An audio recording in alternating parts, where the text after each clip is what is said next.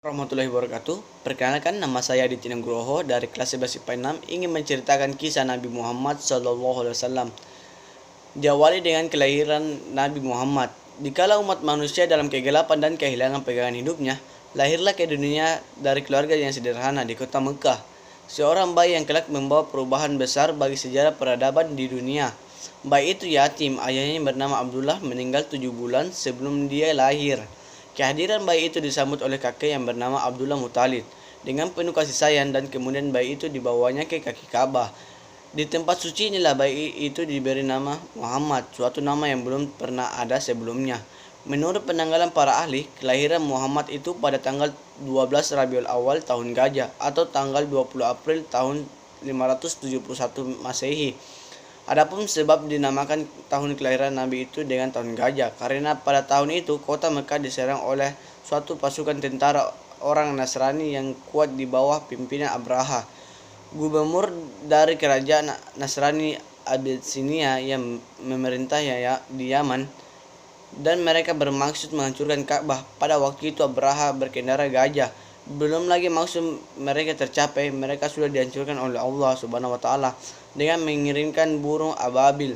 Oleh karena pasukan itu mempergunakan gajah, maka orang Arab menamakan bala tentara itu pasuhan bergajah. Sedang tahun terjadi peristiwa ini tersebut tahun Nabi Muhammad SAW adalah keturunan dari Qusay, pahlawan suku Quraisy yang telah berhasil menggulingkan kekuasaan Khuza'ah atas kota Mekah. Ayahnya bernama Abdullah bin Abdul Muthalib bin Hashim bin Abdul Munaf bin Qusay bin Kilab bin Murrah dari golongan Arab Banu Ismail. Ibunya bernama Aminah Hinti Wahab bin Abdul Manaf bin Zuhrah bin Kilab bin Murrah.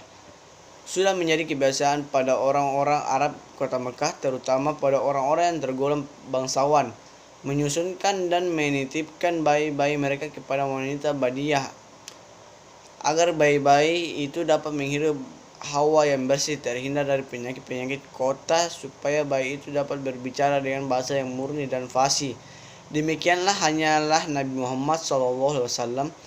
Beliau serahkan oleh ibunya kepada orang perempuan yang baik, Halimah Sa'diyah dari Bani Sa'ad, kabilah Wazin, tempatnya tidak jauh dari kota Mekah. Di perkampungan Bani Sa'ad inilah Nabi Muhammad SAW diasuh dan dibesarkan sampai berusia 5 tahun dan disusul kematian ibu dan kakeknya. Sesudah berusia 5 tahun, Muhammad SAW diantarkannya ke Mekah kembali kepada ibunya Siti Aminah.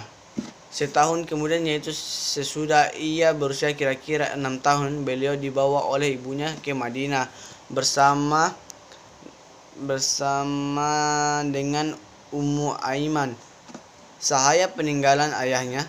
Maksud membawa Nabi ke Madinah pertama untuk memperkenalkan ia kepada keluarga neneknya, Bani Najjar, dan kedua untuk menziarahi makam ayahnya. Mereka tinggal di situ kira-kira 1 bulan, kemudian pulang kembali ke Mekah. Dalam perjalanan mereka pulang pada suatu tempat, Abwa namanya. Tiba-tiba Aminah jatuh sakit sehingga meninggal dan dimakamkan di situ juga.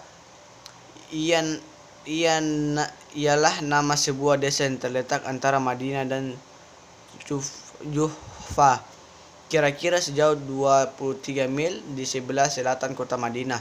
Betapa sedih hati Muhammad, dari kecil tak mengenal ayahnya, kini harus pula berpisah dengan ibunya. Setelah selesai pemakaman ibunya, Nabi Muhammad SAW segera meninggalkan kampung Abwa itu, kembali ke Mekah dan tinggal bersama-sama dengan neneknya Abdullah Muthalib. Di sinilah Nabi Muhammad SAW diasuh sendiri oleh neneknya dengan penuh kecintaan. Usia Abdullah Muthalib pada waktu itu mendekati 80 tahun. Disebabkan kasih sayang neneknya Abdullah Muthalib, Muhammad SAW dapat hiburan dan dapat melupakan kemalangan nasibnya karena kematian ibunya.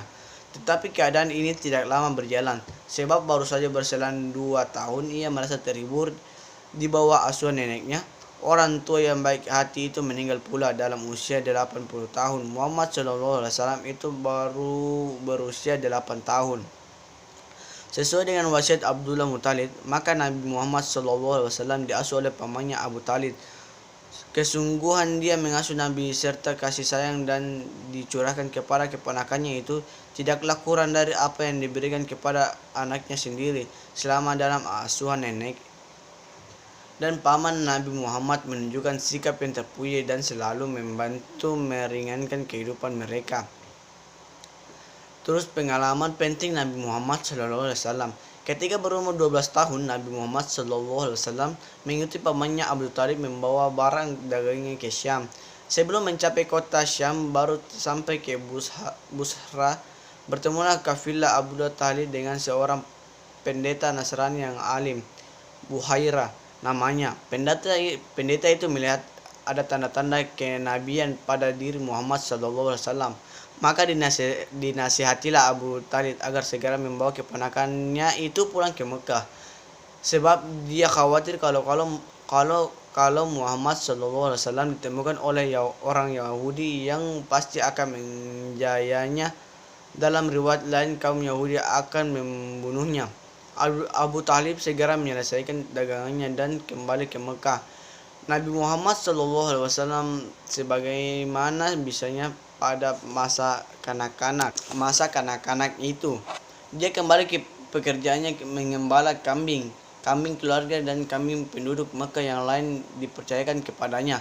Pekerjaan pengembala kambing ini membuahkan didikan yang amat baik pada diri Nabi, karena pekerjaan ini memerlukan keuletan, kesabaran dan ketenangan serta keterampilan dalam tindakan. Di waktu Nabi Muhammad SAW berumur 15 tahun, terjadi peristiwa yang bersejarah bagi penduduk Mekah, yaitu kejadian peperangan antara suku Quraisy dan Kinanah di satu pihak dengan suku Qais Ailan dan pihak lain. Nabi Muhammad SAW ikut aktif dalam peperangan itu, memberikan bantuan kepada paman-pamannya yang menyediakan keperluan peperangan. Peperangan ini terjadi di daerah suci pada bulan-bulan suci pula, yaitu pada bulan Zulkaidah. Menurut pandangan bangsa Arab, peristiwa itu adalah pelanggaran terhadap kesucian, karena melanggar kesucian bulan Zulkaidah. Sebenarnya dilarang berkelahi, berperang, menumpahkan darah. Oleh karena demikian, perang tersebut dinamakan Harbul Fijar, yang artinya perang yang memecahkan kesucian.